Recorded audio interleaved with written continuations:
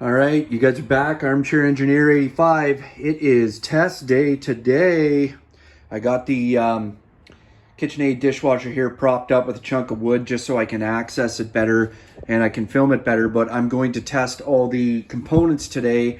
The main ones I'm going to really test are the circulation pump and the diverter motor. I'm going to test the drain pump, but I do know for a fact that it's good. So I'm just going to run you guys through how we do that test. I've got my Fluke multimeter here, and I'm going to do a continuity / resistant test and show you guys what we come up with. All right, I guess the first thing we'll test is the heating element, and there's 2 ports here, one on each side. We do a continuity test, and if we don't have continuity, then obviously there's a break somewhere in the heating element, as it's the heating bar that goes on the inside that dries your dishes. So here we go. Perfect, and we're getting 14 ohms. So we know the heating element is good. So we have 2 terminals on our diverter motor. One plugs into right here, and the other one plugs into the back side here. So we're gonna continuity test both sides. I always like to test the meter to know it's working. So we go in here. Oop, that was just the leads touching by accident. I'm gonna try underneath. Yeah, we're getting nothing there. I'm gonna show you here. I got this little cover that I removed off the back here. I'm just gonna resituate this so you guys can get a good view of this. Where are we? Okay. There we go. That's good. So here's the back side of the diverter motor, and you can see up here we've got 2 little terminals here. So that is definitely where we should be getting continuity, and we're getting nothing, 0. So this diverter motor is pooched. So I propped it up even more to give you guys a little more of an underbelly shot. So same thing, continuity test across the 2 terminals, and we are getting nothing. This is this circulation pump is shot. So last and certainly not least, we have the drainage pump. Check that.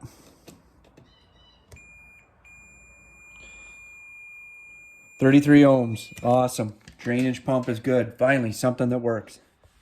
Okay, so now we're really going to do a practical test here. Don't try this at home if you're not comfortable.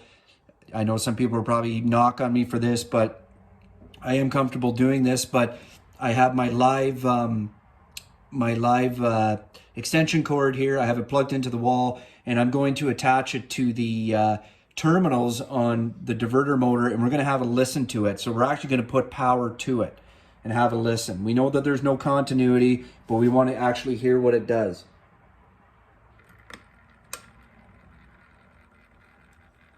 So I can hear it, but it's very, very faint. So what I'm going to do is I'm going to reverse polarities just to see if that makes a difference. So I went on the one terminal, I went the hot, and the other terminal I went neutral, and now I'm going to reverse the 2 just to see if that makes a difference as well.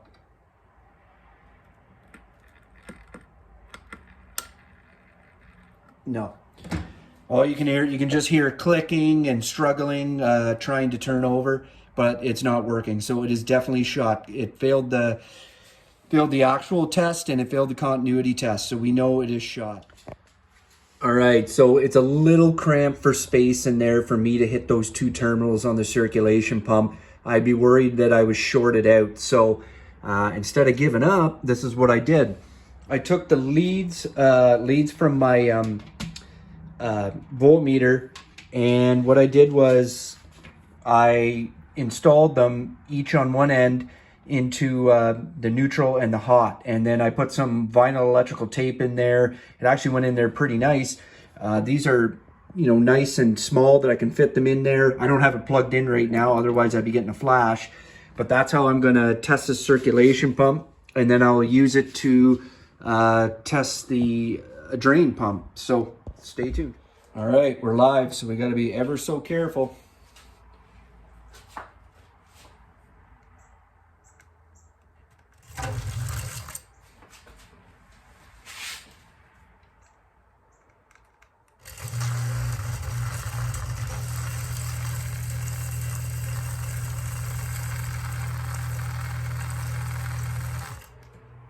Okay, now I'm going to reverse the polarities just to here.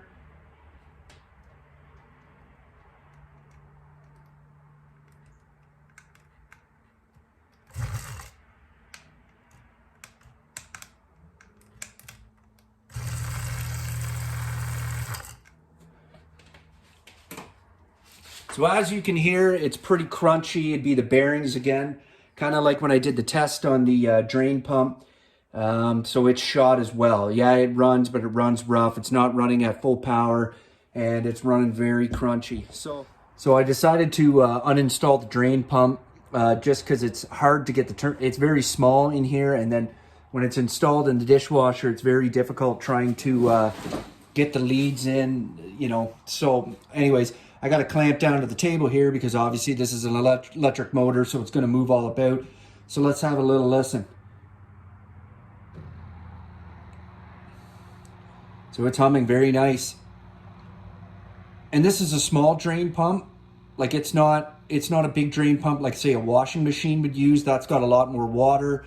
So it need a bigger pump, and it's got to pump it further than say a dishwasher. So that's why this thing is not very loud, but it's making a nice hum. It's not loud and crunchy. And I'm going to show you guys a different angle of it so you can see. Okay, let's have a look at this angle.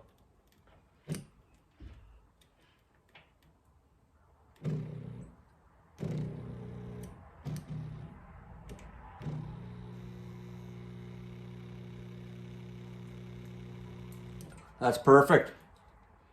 Well, I figured while we're here and while we got these live test leads, we might as well test the water inlet valve. Now, we kind of know that it already works because when I did the dry land test, it did, in fact, you could hear it and it was sucking water in. But like I said, if you guys want to test yours, you know, if you're thinking it's an issue, I'm going to show you how. So I got my 2 live leads here. Let's have a listen. We got water coming out. I know you guys can't see it, but down here at the side, you can see there. I don't know if you can see it here. Water was coming out. Let's try the other way. Our polarity the other way, just out of curiosity.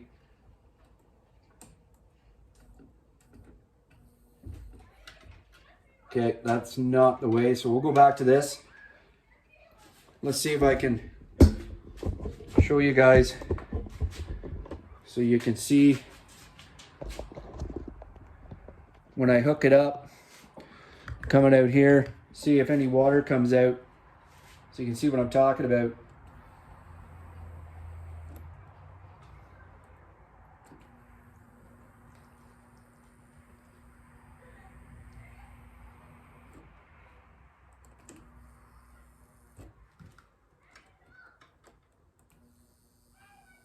I guess it drained just the residual water that had come out of it there. But you can see down here on the table that I'll take it out of here and I'll show you. Just so there's... All right, so that wraps up our tests. Like I told you guys, I don't like parts changing. I actually like figuring out which parts really need replacement. And this whole video was to show you guys how to do that.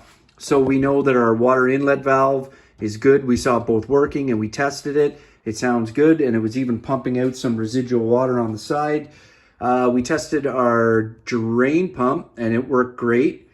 And it rang through, good continuity. Our diverter motor, it's very, very weak. You know, you could just hear a little bit of humming and it was very faint, and it failed the continuity test. And the circulation pump failed the continuity test. When we put 120 to it, it sounded horrible. You can hear the bearings inside the motor are shot. We tested our heating element and it rang through, and I can't remember how many ohms it had, 13 or something like that, maybe more, but it was wonderful. So that sums this up. I know what I need now. I got to order a circulation pump and a diverter motor. I'm going to look for the best price I can. I know Amazon sells quite a few parts for appliances. And some people say, well, those are cheap Chinese parts. Guess what, guys? All these parts are Chinese, no matter if you buy them from actual Whirlpool or KitchenAid, who's owned by Whirlpool. It really doesn't matter. So anyways, stay tuned. When I get the parts, I'm going to install them, and then we're going to do another dry land test and see how it works. Thanks a lot. If you guys like what you see, like, comment, subscribe. Armchair Engineer out.